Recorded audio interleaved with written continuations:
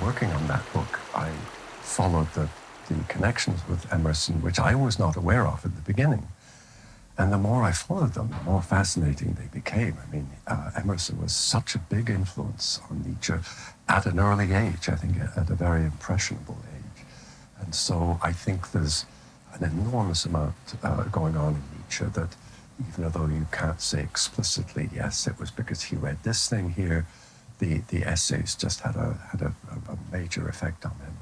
And that theme of self-creation, I suppose I would probably call it more self-cultivation. You know,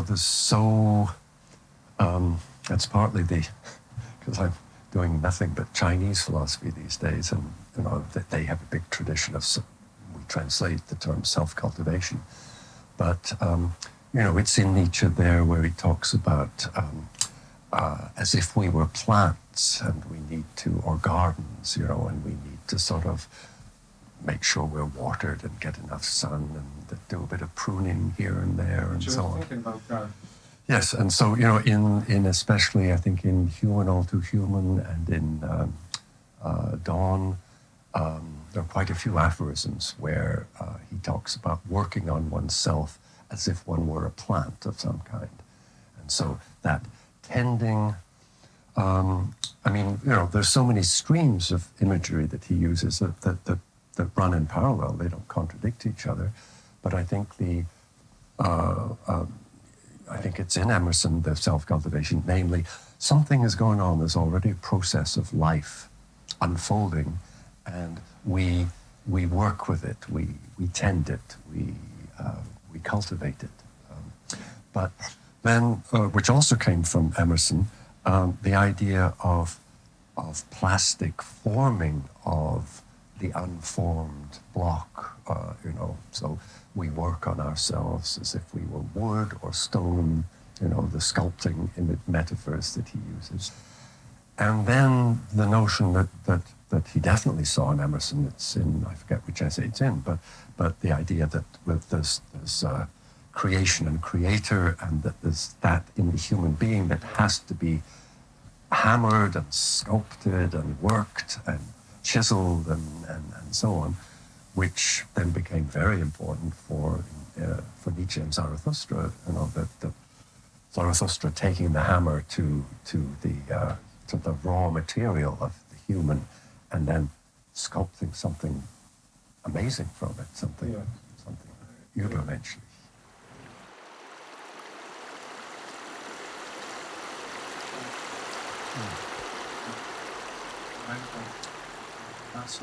And on your physical body?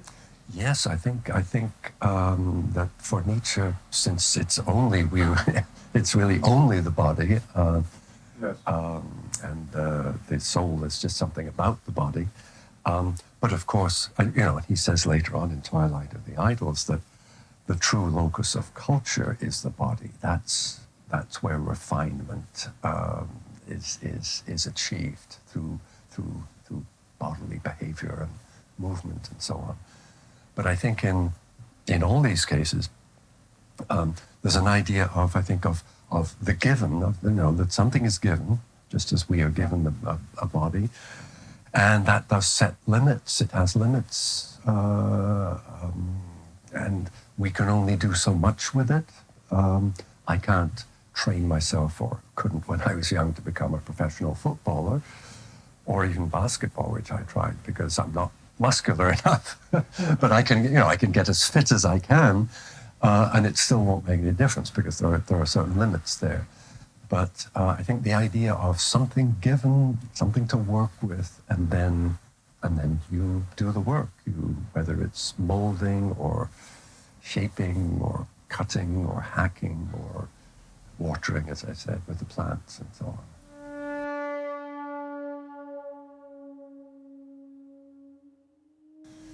Yeah, that's a big thing for Nietzsche too, isn't it? I'm very impressed by the extent to which he had to have the right environment in order to think and write.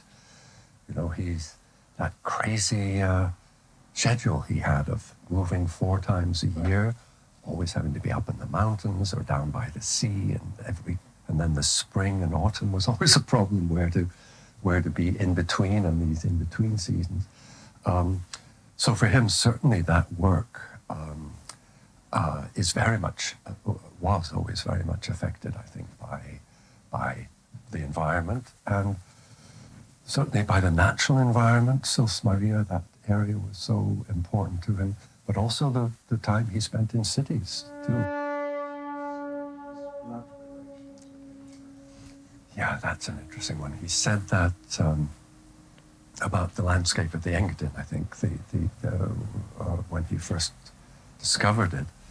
And yes, I mean, to be related to this by blood and then even more, that's, I mean, the blood thing, I mean, he clearly had a number of, I suppose what we'd call nature mystical experiences in his life.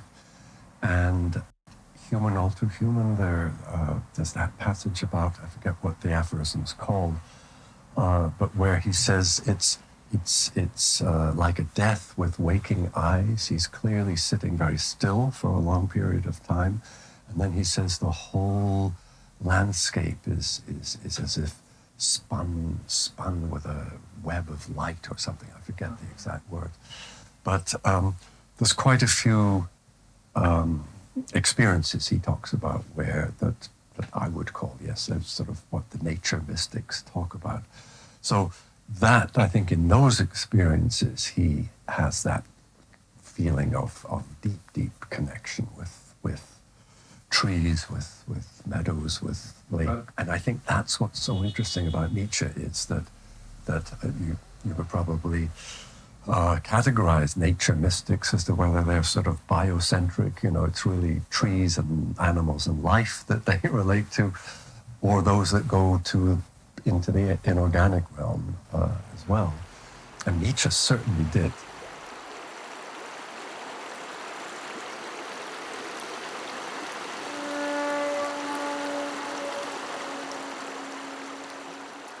I think it's very important to him, both as literal rock, real stone, and all the rock and stone imagery, especially in Zarathustra, and his thoughts about rock and the inorganic and what he calls the dead world. And where he talks in some of the notes about how we don't really understand the dead world. You know, the living, he says, is just a species of the dead. But he says to go over to that dead world, we make ourselves completely real. It's a very interesting notion. And so there's a certain awareness of oneself, I think, that he got when in the presence of rock.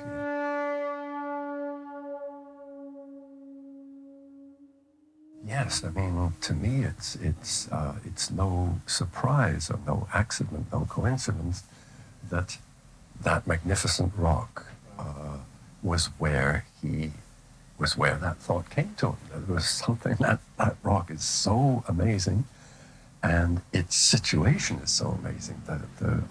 On the shore of the lake there, with the mountainside on the other side, especially. Yes, and very interesting that the most life-affirming thought that can be thought, as Nietzsche put it, you know, you can't get more life-affirming than this, that he should be struck by that thought while right beside this rock, which most people would think of as lacking life, yes. Yeah. I mean, I suppose that was what I was going to say earlier when you talked about the history. Right. That he gets from Emerson, the idea that geology is completely reordering our sense of history and time and so on, because those discoveries about how old some of these rocks were, Emerson was aware of. And yes, that of course rocks, let's not say they're alive, they don't move as fast as most things. It's a very slow movement, but what did Thoreau calls it, the great central life of the earth, that wonderful passage by the railway cut where he sees the rock exposed, the soil exposed, and it's all moving. So yes, I think it's a fascinating theme in Nietzsche that most people aren't very interested in, but it seems to me to be important.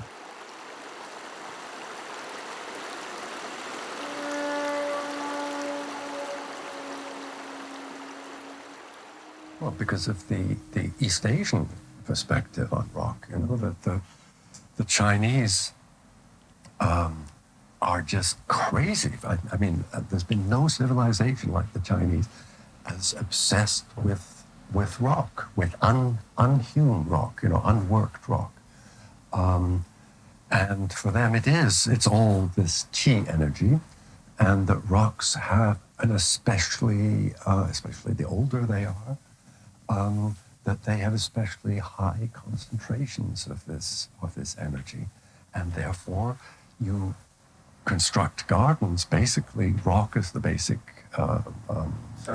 substance that they use, and as long as you do it right, it's something that vitalizes you. It's a place, of course, to relax, to contemplate aesthetically, but at the same time, you come away as you felt the next day. I mean, maybe the term energy is the appropriate one, because I mean, the rocks are, you know, it goes back the closest thing to the Chinese notion of this energy, chi energy, is in the pre-Socratics in Anaximenes, where it's all air, this one, you know, basic thing, but it's ranged on a continuum of dense, slow-moving, and then so like rock, and then at the other end, the most rarefied, fast-moving breath, invisible, the total opposite, and that everything is just, you know, certain concentration of this. That's what it's just a degree. Yes, it's just a degree. And the Chinese then have yin and yang. They have the sort of polarity of the plus and minus energies there. But I think Nietzsche, you know, we talk about will to power when it's all will to power. That's what the world is, and nothing besides. I personally read that influenced certainly by Chinese Taoism and so on.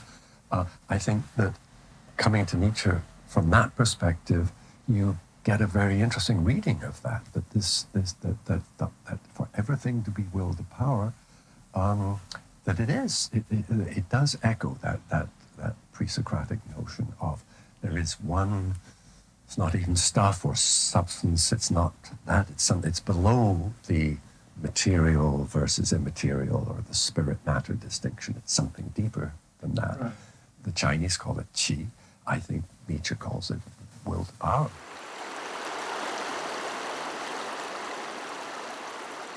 Yes, I mean, that, the notion of the Dionysian there, I think I see it as continuous with what he then later says about will to power, that because the Dionysus as the god, as opposed to Apollo, the god of boundaries and individuality and separation and so on, Dionysus as the dissolution of those boundaries, and that his account of creation in the early works is that you have to, if the I is not dissolved, is not exploded, is not or gotten around, or if you can't get it out of the way somehow, it's nothing very interesting will happen. The interesting stuff happens when you don't get in the way, and you are the medium for these other forces, and that I think is quite compatible with the notion of will to power, namely that you and I and everybody, everything, the human body then is a configuration of will to power within this larger field, and we can act and do things and function from the basis of a very small idea of where we are and who we are, that somehow I stop at the skin and a very constricted notion of the body as being just this.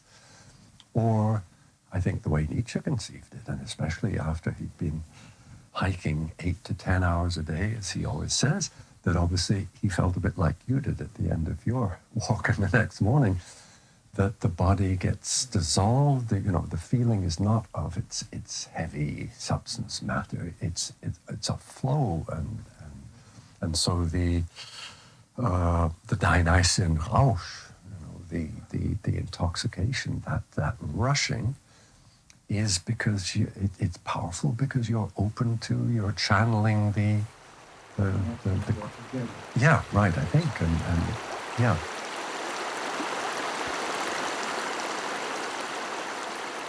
Nietzsche says that, doesn't he, in the Birth of Tragedy, that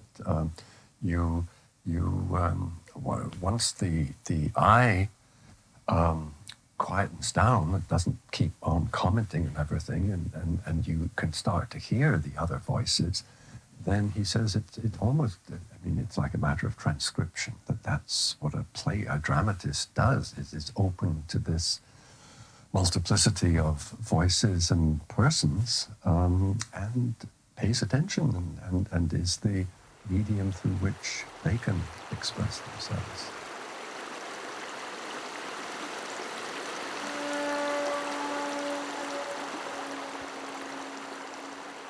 I think it has to do with what we've been talking about, that because wie man wird, was man ist, that what would then include, it would see then the body as not just a who, as not just a person, as not, beseelt, somehow ensouled, endowed with soul, but also, he occasionally talks about the minerals that we are and so on, and that the body goes back to what we were saying, talking about earlier, the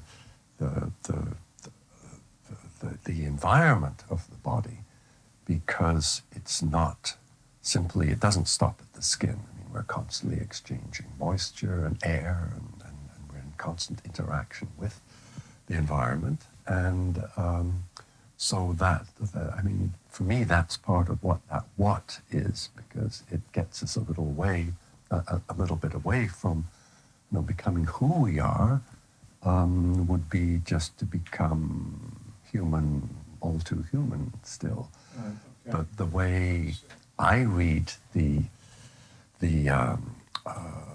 idea in Zarathustra of the human is something that is to be overcome, which he says right, Zarathustra says right at the beginning, and that the overhuman would be the human overcome, is partly for me the overcoming of understanding ourselves as human, as only human, or human separate from the rest of the world. Where it's a matter of overcoming the anthropocentrism that Nietzsche clearly is concerned to overcome, and that might be another connotation of the what, is that it gets us, it reminds us that who we are is what we are, because we are in constant interaction with air, water, rock, yes, and the minerals in food and so on, and because we can't move without, it all goes back to the sun ultimately, but that again we're sort of channeling this, we're a medium, as you said earlier, for these energies.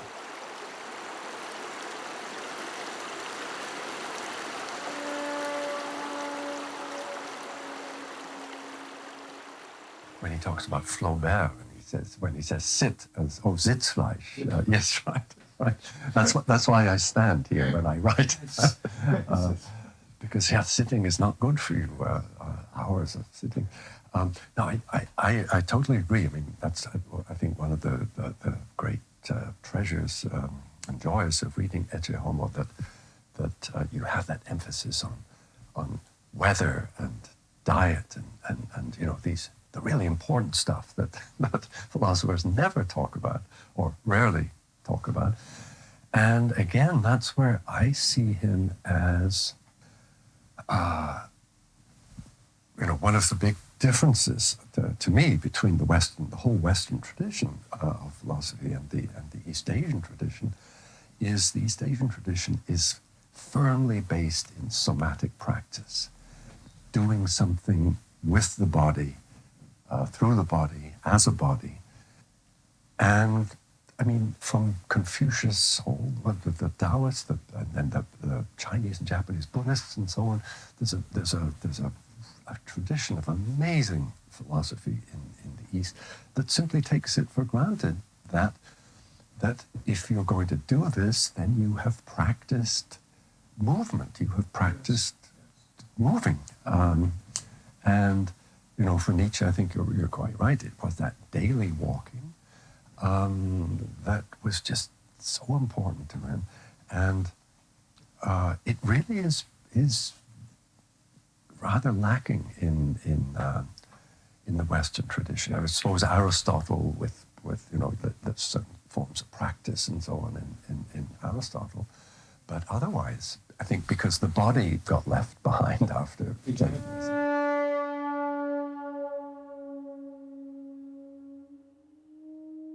I mean, what's interesting there is that, I mean, when you mention the sickness, you know, there's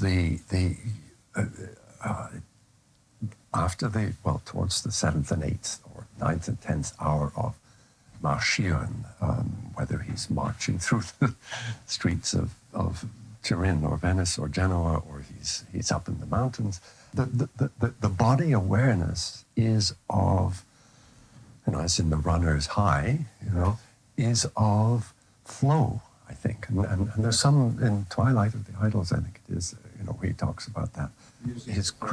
And his creativity, you know, when the muscles are at their most supple, it's when he's most creative, and he does use the word flow.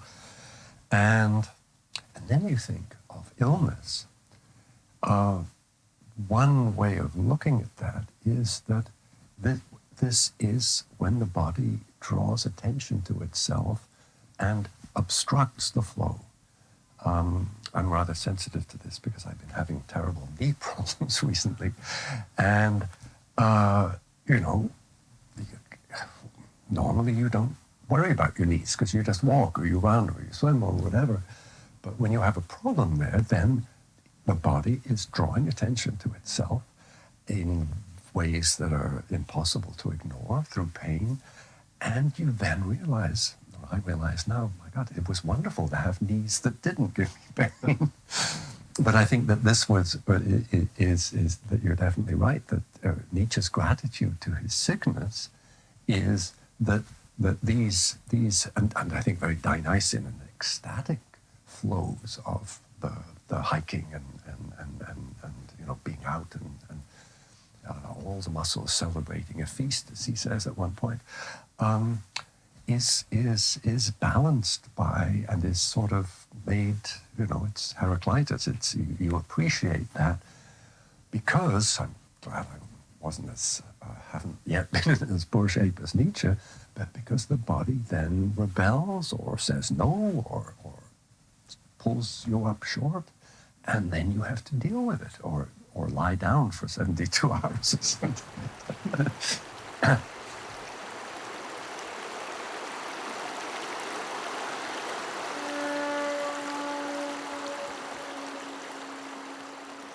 We have an interesting problem with the language of self-creation because of that notion of self, and the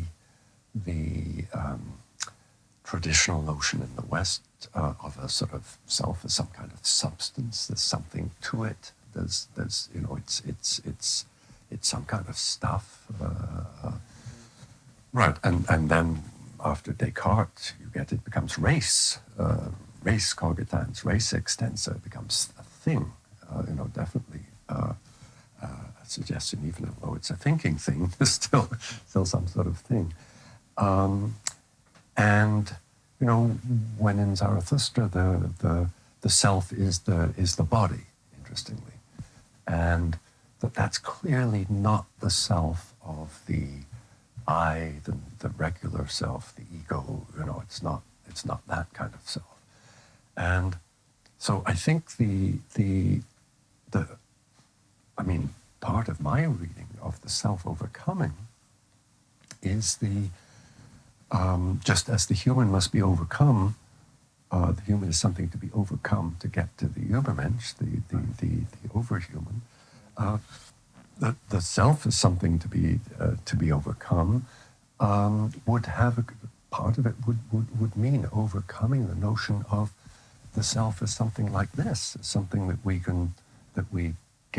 indicate in any way by pointing to the body that he says is the self, because because for Nietzsche the body is a multiplicity, the psyche is a multiplicity. It's all multiple. It's all can fall apart. It's all loose, dynamic. There's no solid core to it. So that this is a thing I think too in the Chinese tradition, that people say, okay, self-cultivation. I saw a sign here about meditation and so on. It's on some lamppost that talked about the true self and der Weg nach innen, the way to inside, to the inside. But I think in Nietzsche and in the Chinese tradition, it's a matter of opening it up to the outside. That the Dionysian is an expansion. It's a opening up beyond that Apolline sense of self identity and I am myself. And so it's not that there's. At one level, I think there is, but it's not. In the Chinese tradition, it's not that there's something called the self that you then cultivate. They talk about sort of cultivating the maybe the person, but also one of the terms they use is the body. So I think that there is. I don't think these two things are incompatible. That we get this body and we make something of it in the course of our lives, and it's what allows us to work, because we've got something to work on and work with. But as you said right at the beginning, the body is not only the body, because the soul is something about the body, and so this happens on these various different levels or planes.